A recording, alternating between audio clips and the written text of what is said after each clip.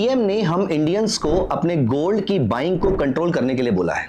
दोस्तों, क्या है ये पूरा का पूरा केस और क्या हमें स्ट्रेस में आने की जरूरत है? आइए जल्दी से समझते हैं। देखिए, अगर हम क्रूड ऑयल की बात करें, वो इस समय सिग्निफिकेंटली हाई लेवल पे चल रहा है क्योंकि वेस्ट एशिया में टेंशन चल रही है। जब क्रूड के प्राइसेस बढ़ते हैं तो हमारा इंपोर्ट बिल बढ़ जाता है। इस समय हमारे foreign exchange reserve 690 billion dollars के आसपास के हैं, जबकि लास्ट ईयर का इंपोर्ट बिल 775 बिलियन डॉलर्स का था। अब यहां पर इसमें से 10% हमारे गोल्ड का इंपोर्ट होता है। हमारे पूरे इंपोर्ट बिल में से 10% गोल्ड का कंट्रीब्यूशन होता है, अराउंड 40% क्रूड ऑयल का होता है। एक तरफ क्रूड के प्राइसेस सिग्निफिकेंटली हाई जा रहे हैं, इसकी वजह से हमारा रुपी डेप्रिशिएट हो रहा है, डॉलर की वैल्यू बढ़ रही है। जब रुपी डेप्रिशिएट होता है तो हमारे इंपोर्ट्स और महंगे हो जाते हैं। तो क्रूड जो कि ऑलरेडी इतने हाई लेवल पर है, उसके इंपोर्ट्स जब और महंगे हो जाएंगे, crude oil 40% of our import bill, gold 10% of our import bill, अगर हम समहाउ इसको कंट्रोल कर पाए, क्रूड के इंपोर्ट को कम करना will be a difficult task for the government क्योंकि वो इंडस्ट्रीज में कंज्यूम होता है। इसीलिए गोल्ड पे ही हम यहां पर कंट्रोल कर सकते हैं। अगर हम गोल्ड के इंपोर्ट बिल को 10% से 5% भी लेकर आ पाए तो हमारा इंपोर्ट बिल सिग्निफिकेंट पोर्शन कम हो जाएगा, हमारा रुपी का डेप्रिसिएशन रुकेगा। अब एक तरफ तो हमारा रुपी क्रूड के प्राइसेस की वजह से और बढ़ते गोल्ड के प्राइसेस की वजह से डेप्रिशिएट हो रहा है। वेस्टर्न एशिया में टेंशंस की वजह से, मिडिल ईस्ट से और बाकी सारी कंट्री से जो में रेमिटेंस आते थे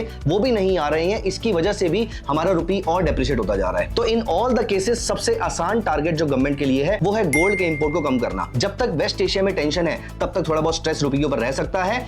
नॉर्मली रुपी एक साल में 4 से 5% डेप्रिशिएट करता है, लेकिन कभी कभी ये 10-12% भी कर सकता है और हम ऐसे फेज में इस समय चल रहे हैं। तो सिर्फ रुपी के डेप्रिसिएशन को जितना रोका जा सकता है उतना गवर्नमेंट कंट्रोल करने की कोशिश कर रही है और इसीलिए आपको रिक्वेस्ट करी गई है कि आप गोल्ड पे और बाकी सारी इंपोर्टेड चीजों पे कंट्रोल करना शुरू कीजिए, जो कि कंट्रोल की जा सकती हैं। जो नहीं की जा सकती उसको हम नहीं कर सकते हैं, लेकिन जहां पर इजी टारगेट है वो हमें कर लेना चाहिए। That is for the benefit of Indian rupee and that is for the benefit of the broader growth of India. आपको क्या लगता है? मुझे कमेंट्स में जरूर बताइएगा।